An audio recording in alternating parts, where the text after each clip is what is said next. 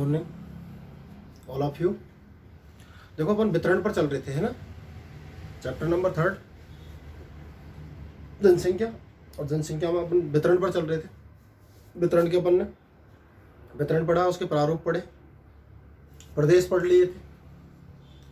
आज जो पढ़ेंगे अपन वो वितरण के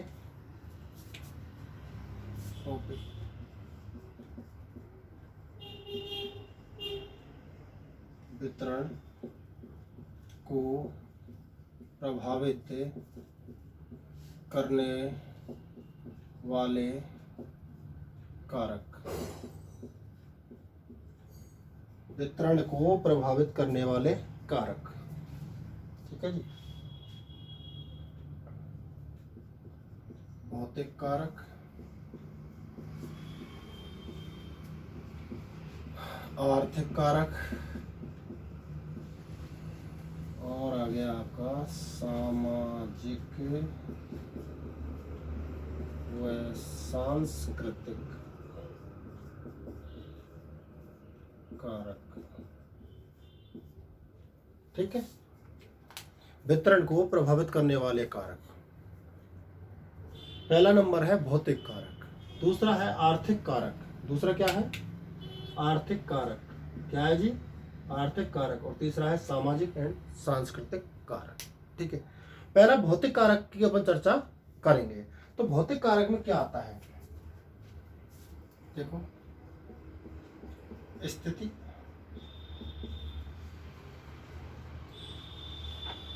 जल,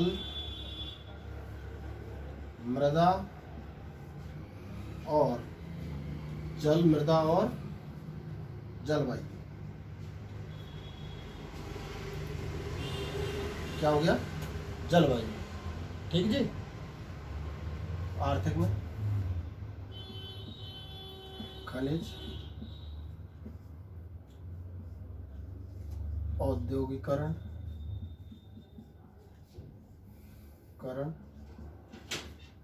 और आपका आएगा क्या, नगरीयकरण, ठीक है जी। देख लो आप, भौतिक कारक, आर्थिक कारक, सामाजिक एवं सांस्कृतिक कारक। तो स्थिति, जल, मृदा और जलवायु, ठीक है। इसके खनिज, औद्योगिकरण, नगरीकरण, ठीक है जी। उसके बाद सामाजिक व सांस्कृतिक, ठीक है। अब देखो आप इसमें पहला स्थिति। तो स्थिति की अपन बात करें, स्थिति की बात करें, कैसे प्रभावित करेगी स्थिति। ये 0 डिग्री अक्षांश, ठीक है, 23.5 डिग्री अक्षांश, ठीक है, 23.5 डिग्री अक्षांश, 66.5 डिग्री अक्षांश, या 90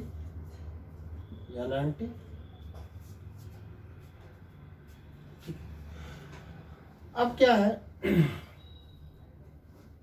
कि अपन इन 0 डिग्री अक्षांश से ऐसे ऐसे जाएंगे तो यहाँ पर क्या है, ध्रुव है, और ध्रुवों पर क्या रहती है, बर्फ पड़ती है। और बर्फ पड़ती है तो वहाँ ना तो एग्रीकल्चर वगैरह, ना मनुष्य रह सकता है, तो बर्फ पे कैसे संभव है। तो ऐसे ऊपर की तरफ बढ़ेंगे तो उधर की ओर लोग क्या पाए जाते हैं, कम पाए जाते हैं, और इधर नीचे की तरफ जाएंगे तो क्या है, लोग कम पाए जाते हैं। मध्यस्थ वाले भाग में जैसे अपन ने चर्चा किया था कि 20 से 60 डिग्री उत्तरी अक्षांशों के मध्य क्या है, जनसंख्या वितरण क्या पाया जाता है, सघन पाया जाता है, ऐसा पढ़ा था अपन ने, है ना। तो चर्चा ये है कि अगर स्थिति उसके अनुकूल होगी, जो मनुष्य रह रहा है उसके अनुकूल स्थिति रहेगी, छोड़ने की कोशिश नहीं करेगा। अगर प्रतिकूल होगी तो वो क्या करेगा, छोड़ने की कोशिश करेगा, ये ध्यान रखना है।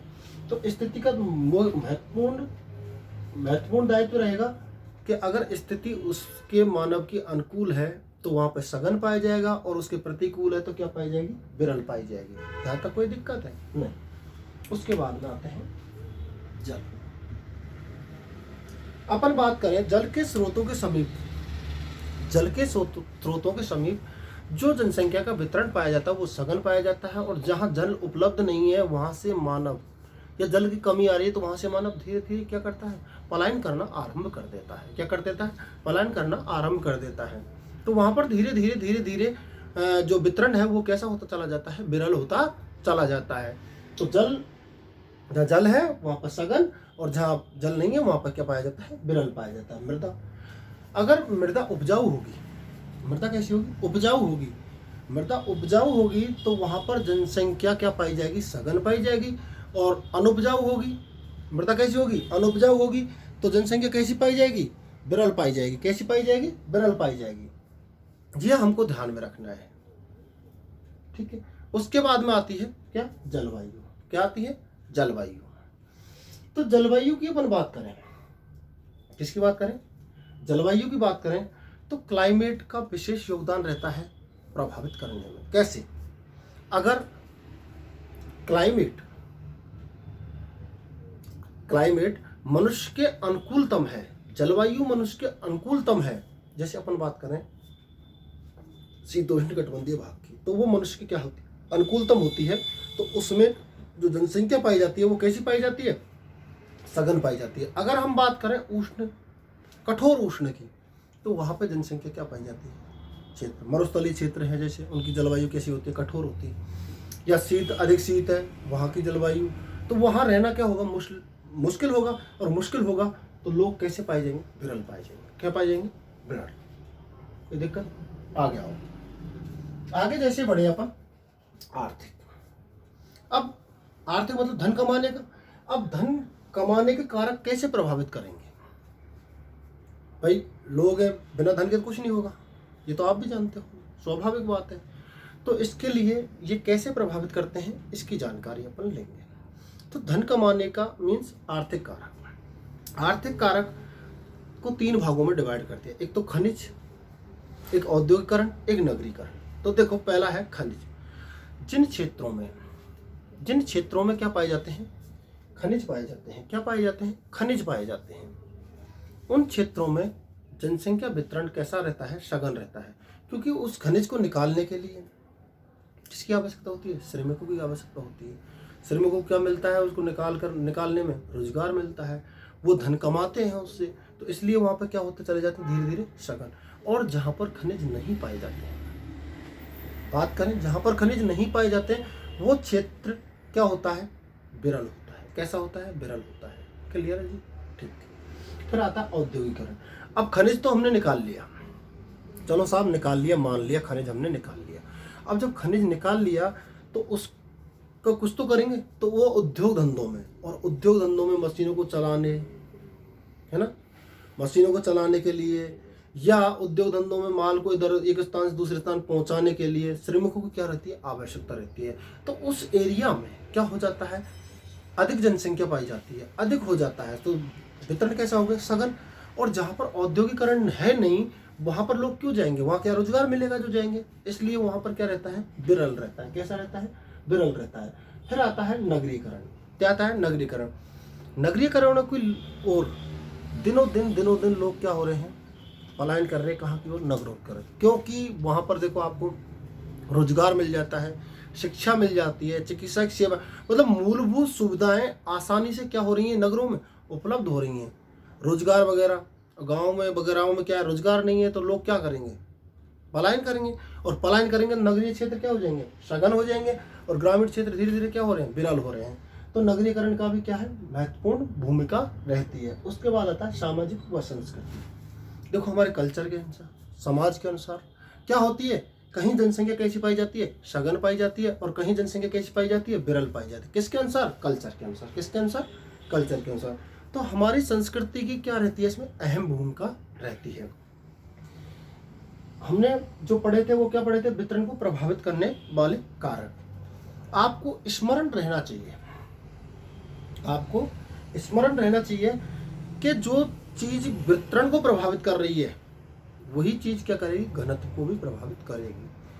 आगे और घनत्व में चर्चा हो जाएगा, लेकिन अभी मैं आपको बता रहा हूं कि जो वितरण को प्रभावित कर रही है वही किसको करेगी? घनत्व को प्रभावित करेगी।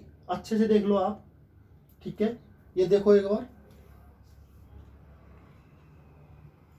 देखा? ठीक है। अब देखो वितरण को कैसे, वितरण का और घनत्व का कैसे संबंध रहेगा कि भाई जो भी चीजें भौतिक कार्य जैसे स्थिति है तो डेंसिटी को प्रभावित नहीं करेगी क्या? करेगी। कैसे? कि अगर कहीं पर डेंसिटी ज़्यादा है तो क्यों है ज़्यादा? क्योंकि उसकी स्थिति उसके अनुकूल होगी। उसकी स्थिति क्या होगी? उसके अनुकूल होगी। और जहाँ पर डेंसिटी नहीं है, कम है, तो वहाँ पर स्थिति उसकी क्या होगी? विपरीत होगी या प्रतिकूल होगी। कर रही है प्रभावित। ऐसे इसको देख लो, जल अधिक सघन जो घनत्व पाया जाता है, अधिक घनत्व जो पाया जाता है वो कहाँ पाया जाता है? जहाँ जल की उपलब्धता होती है। जहाँ जल की उपलब्धता नहीं होगी वहाँ पर क्या पाया जाएगा? कम पाएगा। तो घनत्व को और वितरण को सेम कारक क्या करते हैं? प्रभावित करते हैं। आपको ध्यान रखना है। वहीं अपन घनत्व में जब पढ़ेंगे तो यही चीज हम दोबारा पढ़ेंगे। ये ध्यान रखना है आपको अच्छे से। इसलिए ये टॉपिक अकेला लिया है मैंने, अलग से लिया है इसको। चाहता तो मैं उसके साथ भी ले सकता था, लेकिन मैंने क्यों लिया इसको अलग से? कि आप दोनों से क्या हो जाए? परिचित हो जाए कि घनत्व और वितरण को क्या करती है? ये प्रभावित करती है। तो आप यहाँ ये भी लिख सकते हो कि घनत्व और वितरण दोनों को ही क्या करती है? प्रभावित करती है। क्या करती है? प्रभावित करती है। कोई भी कारक ले लो, डेंसिटी कहाँ अधिक रहती है? औद्योगिक क्षेत्र है, वहाँ पर अधिक डेंसिटी रहती है। तो ये सब चीज को क्या करेगी? प्रभावित करेगी। समझ में आ गया होगा?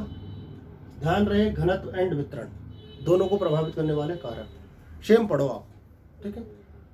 कहीं किताब की लयबद्धता में मत खो जाना। आपको ध्यान रखना है, स्मरण करना है इस चीज का, ठीक है? कोई दिक्कत? ओके, मिलते हैं अगली क्लास में। Thank you.